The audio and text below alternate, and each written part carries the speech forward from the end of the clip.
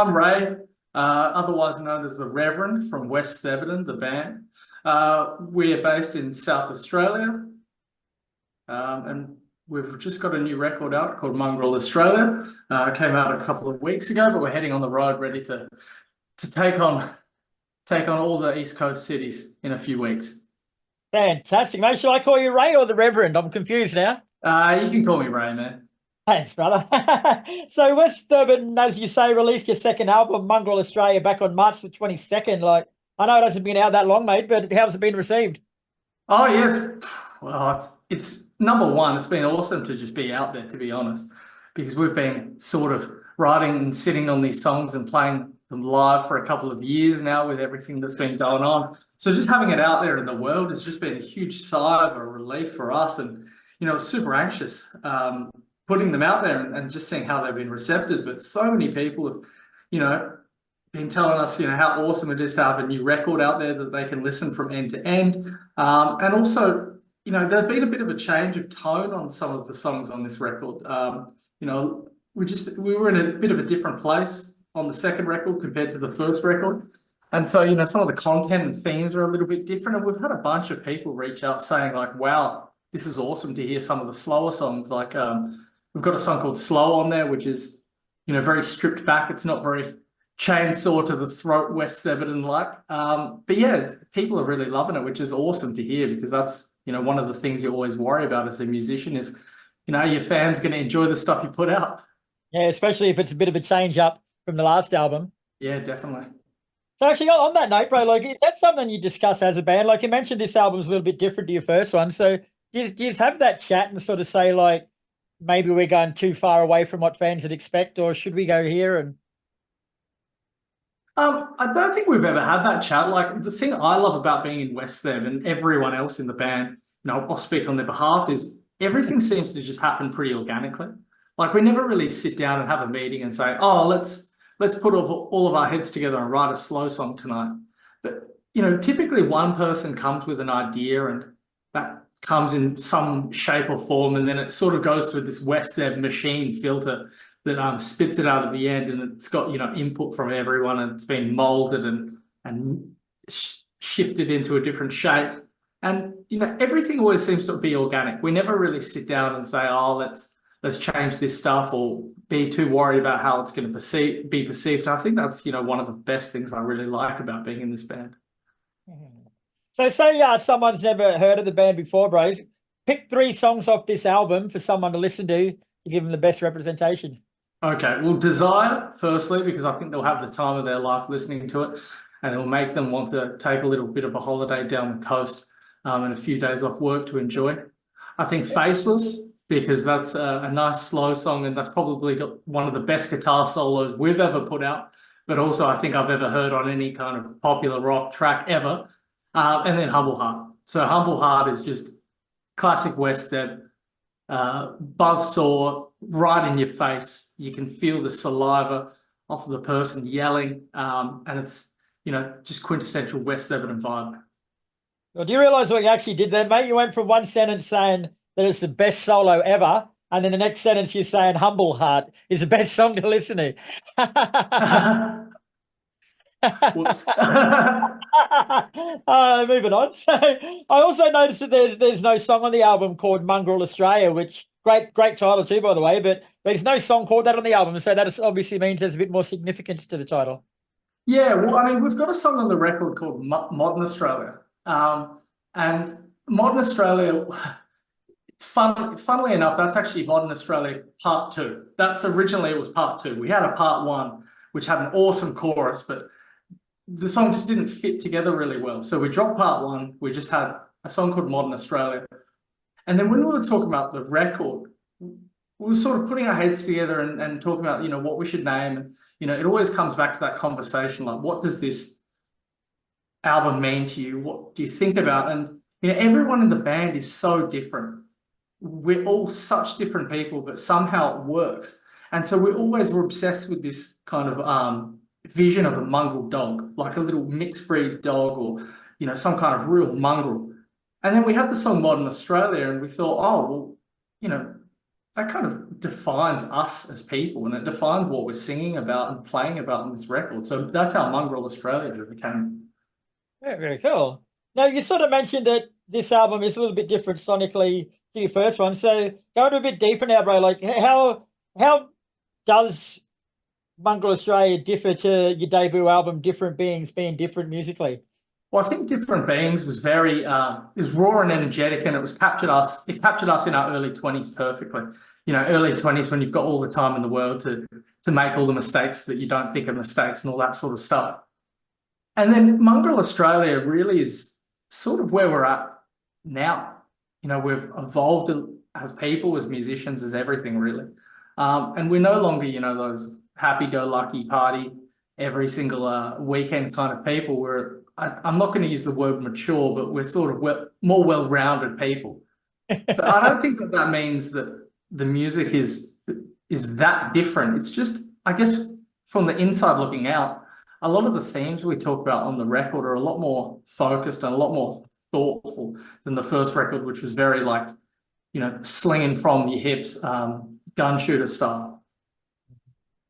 You guys started out in Adelaide, mate, back in the mid 2010s. So what was the musical climate like down there at that time that gave birth to the band, and where did you fit in initially? Yeah, so West Thebarton was born from a few different bands that, you know, I was in a different band.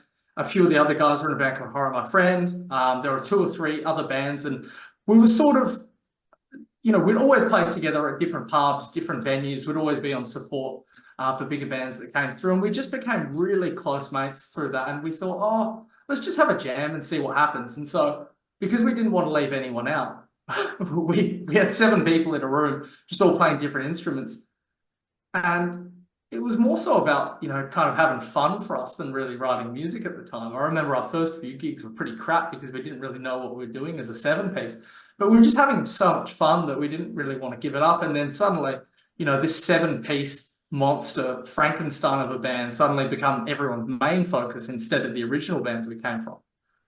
But at the time in Adelaide, you know, there's always been a lot of great music going on, but sort of around that time was when, if you hit a certain popularity level, you'd nip off to the East Coast. So you'd go to Sydney or Melbourne particularly, and that's how you kind of move on in your musical career. And we really wanted to push against that. And, you know, it was interesting. I always remember getting really pissed off when some of my favorite local bands, who I'd love seeing like once a month or, you know, even more sometimes, would go interstate, and then I'd, you know, never really see them again until they coming through on album tour, release tour, support tour, or whatever. And so I think we sort of had a bit of a chip on our shoulder about that. And so that's the reason why we wanted to stick around and really, you know, try to drive the scene there. And it kind of helped at the time. We had, you know, bands coming up like Bad Dreams, who, you know, very similar kinds of music, and it was awesome to play shows together and sort of leverage off of each other's kind of crave for the Adelaide music scene at the time. Yeah, sweet. Now, you've got an album launch tour coming up as well, mate, starting in Adelaide on June the 21st, before going through Melbourne, Brisbane, and finishing in Sydney on June the 29th. Like, sounds like fun. What do you got in store for us on that tour? Yeah, I mean, we can't wait to get on the road. Playing live is something that we all do. That's why we all do this whole music thing. We love playing shows. I love the face of seeing people, you know, excited and going crazy when we're playing live. So, you know, we can't wait to get back on the tour. But I think these shows are going to be awesome. It's our first, you know, big run in quite a while. So, you know, we're going to be playing all the hits, obviously, from the previous record, but we can't wait to introduce the new songs live as well, because we've been playing songs off the new record in bits and pieces in some of our earlier shows on the East Coast and interstate. But this time, you know, they've been out in the world. People have been listening to them, so now hopefully there's a bit of familiarity to them so that we can really, you know, work them into our set. So yeah, can't wait to play them, and there might be a couple of special surprise covers and guests as well. Nice. And where can people find out more information or grab themselves a ticket? Oh, well, just jump on our Instagram, our Facebook, our socials, westthebarton.com as well. That's where you can kind of find everything. Yeah, hopefully we see some of your listeners at some of the shows coming up. Fantastic, bro. Well, I'll be in Japan when you get to Brisbane. Otherwise, I would have been there for sure. But Oh, hope it's bugger. helpful, bro, and I'll catch you on the next trip around. Yeah, for sure, man. Well, enjoy the food over there. I always do, mate. And the sake is what I enjoy most. All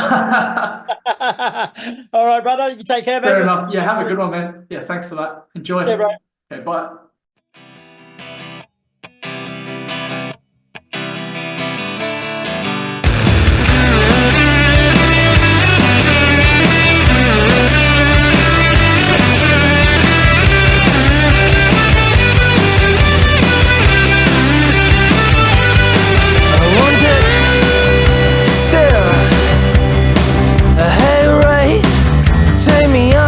Holiday somewhere down by the sea with some green and good food with good booze and two dogs with good chins and just me and you and me. Forget the money trees. Well, take me down south where the world is warm, blood in your sweat dripping down my neck. This desire is killing me. Yeah, it's killing me.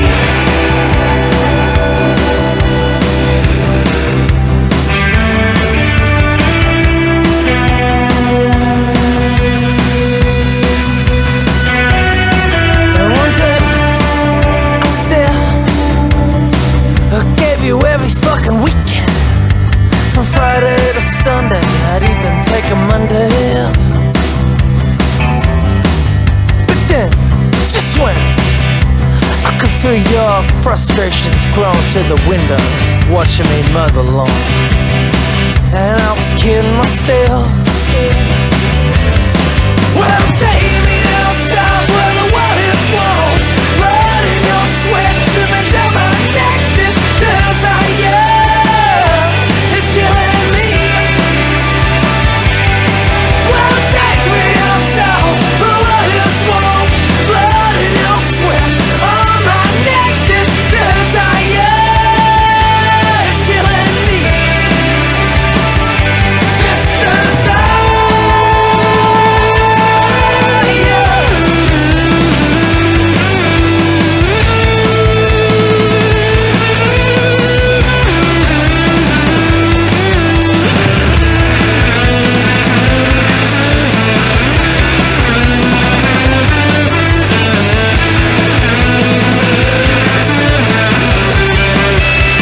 Well, take me down south, the water's warm, blood in your sweat on my neck. This desire is killing me.